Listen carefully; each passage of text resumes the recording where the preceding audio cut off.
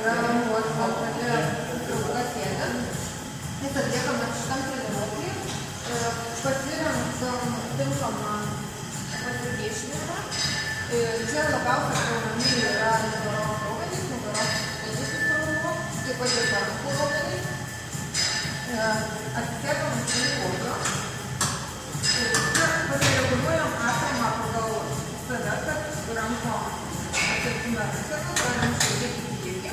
Taip pat reguliuojam ir į priekį. Ir paspaudam atramą, paimam už rankelių ir traukiam į savęs.